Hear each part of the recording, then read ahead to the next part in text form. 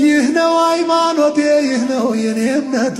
አልሐምዱሊላህ ሀዩን ላይ ሙት ያደረገን ጌታ የነቢ ኡመት። ምስጋና ይገባው በማታም በጧት፣ ምስጋና ይገባው በማታም በጧት። አልሐምዱሊላህ ሙስሊም ያረገን የህይወት መመሪያ ቁርአን የሰጠን። አልሐምዱሊላህ ሙስሊም ያረገን የህይወት መመሪያ ቁርአን የሰጠን። ሐቅ ጠላት አለው የማይሆንለት፣ ያኔ ለነቢዩ የማይተኛለት።